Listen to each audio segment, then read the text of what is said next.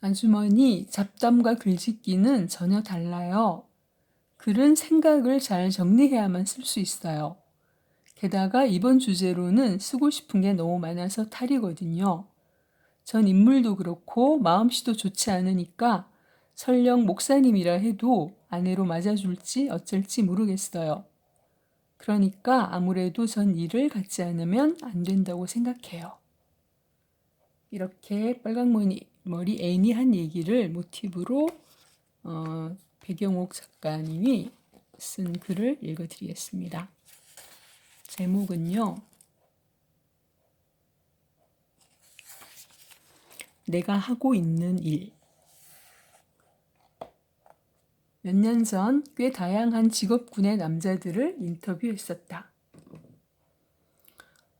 적게는 10년, 길게는 30년 이상 한 직업에 종사한 전문가들이었다.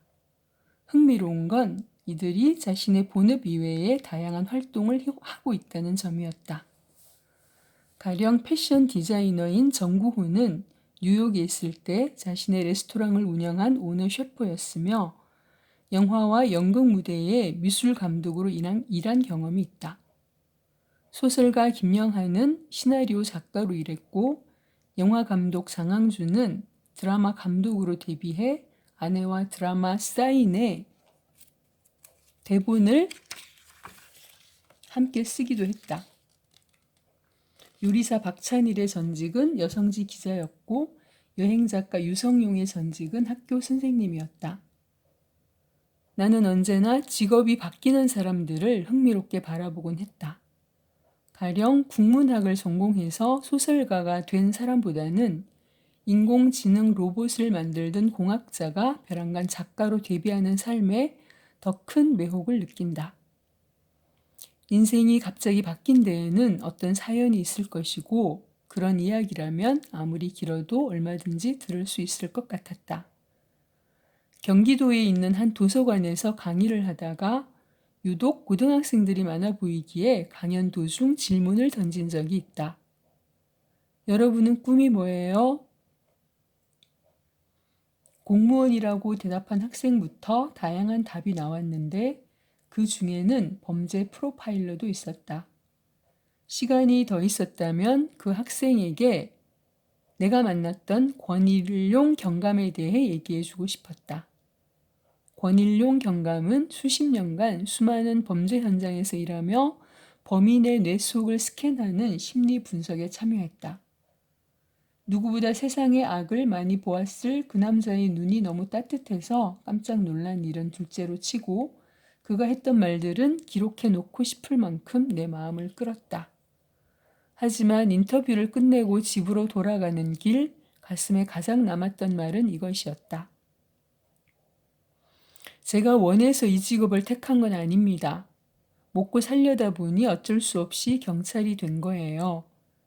제가 이 일을 하는 건 유별난 소명의식 때문이 아니에요. 사람들에게 반드시 필요한 일이고 도움을 주는 일이기 때문입니다. 권일용 경감의 말이 각인된 데에는 이유가 있었다. 그즈음 나는 의심하고 있었다. 꼭 꿈을 직업으로만 이뤄야 하는 걸까? 사람들은 말한다. 가슴 뛰는 일을 해라. 멋진 말이다. 하지만 누구나 가슴 뛰는 일을 직업으로 가질 수 있는 걸까? 누구나 이승엽 같은 야구선수가 되고 조용필 같은 가수가, 송강호 같은 배우가 될 수 있는 걸까? 자신의 꿈을 직업으로 이룬 사람은 많지 않다. 꿈을 직업으로 이루었다고 꼭 행복해지는 것도 아니다. 내가 좋아하는 것을 반드시 해야 한다는 자아중심적인 강박이 나를 망치기도 한다. 왜냐하면 지금 내가 하고 있는 일은 정말 내가 하고 싶었던 일이 아니라는 생각이 현재를 망치기 때문이다.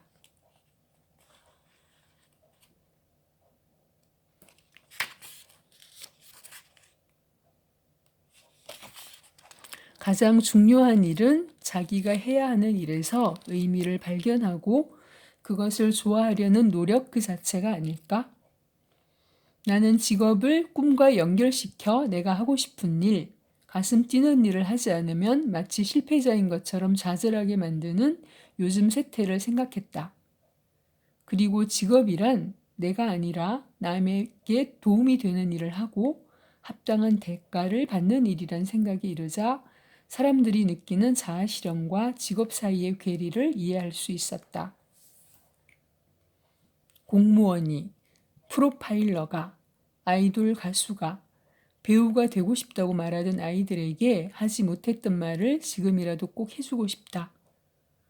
꿈과 멀어졌다며 사표를 꿈꾸는 수많은 회사원들에게, 후배와 친구들에게도 말하고 싶다. 그것은 너만의 고민이 아니라고.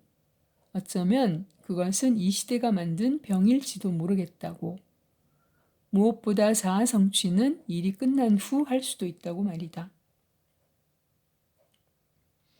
앤이 내게 물었어도 아마 같은 대답을 했을 거다.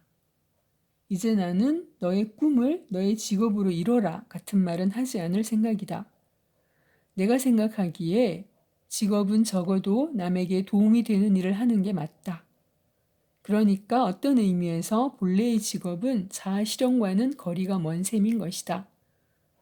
나는 버리고 떠나는 삶을 존중하지만 이제는 버티고 견디는 삶을 더 존경한다. 나는 버리고 떠나는 삶을 존중하지만 이제는 버티고 견디는 삶을 더 존경한다. 이 시대가 너무 나를 강조하다 보니 그것이 자기애적인 강박으로 작용하는 것 같다는 생각 역시 끝내 지울 수 없다. 모든 사람들의 꿈이 이루어질 수도 없지만 만약 모든 사람들의 꿈이 이루어진다면 아마 이 세상은 엉망이 될 것이다. 좋아하는 일과 잘하는 일 중 어느 것을 직업으로 선택해야 하냐고 묻는 사람들에게 나는 이제 조심스럽게 잘하는 일을 하라고 말한다. 왜냐하면 시간은 많은 것을 바꾸기 때문이다. 잘하는 것을 오래 반복하면 점점 더 잘할 수 있기 때문에 기회를 많이 얻을 수 있다. 일이 점점 많아진다는 건 그 일을 더 잘할 수 있게 되는 것 이외에 자신의 일에 대한 특정한 태도가 생기는 것을 의미한다. 이때 태도란 그 일을 좋아하는 것까지를 포함한다. 한때의 빛나는 재능이 훗날의 아픈 족쇄가 되는 경우를 종종 봐왔다. 자신의 꿈을 직업적인 성취로 이루지 못했다고, 꿈이 없다고 좌절할 필요는 없다. 스스로 실패자란 생각은 더더욱 하지 않았으면 한다. 믿거나 말거나 나로 말하면 생각만 해도 가슴 두근거리는 꿈을 자기 직업으로 갖게 된 사람들의 지독한 불행에 대해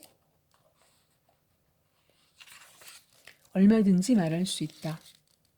꿈이 이루어진 이후에도 삶은 계속된다. 이 세상에 삶보다 강한 꿈은 없다. 인간은 꿈을 이룰 때 행복한 것이 아니라 어쩌면 꿈꿀 수 있을 때 행복한 것인지도 모르겠다. 마지막 문장들이 참 와닿아서 한 번만 더 읽어드리겠습니다. 꿈이 이루어진 이후에도 삶은 계속된다. 이 세상에 삶보다 강한 꿈은 없다. 인간은 꿈을 이룰 때 행복한 것이 아니라 어쩌면 꿈꿀 수 있을 때 행복한 것인지도 모르겠다. 지금 읽어드린 이 얘기를 여러분과 나누고 싶어서 이 꼭지를 여러분께 읽어드렸습니다. 여러분은 공감하셨는지 궁금합니다. 함께 해주셔서 감사합니다.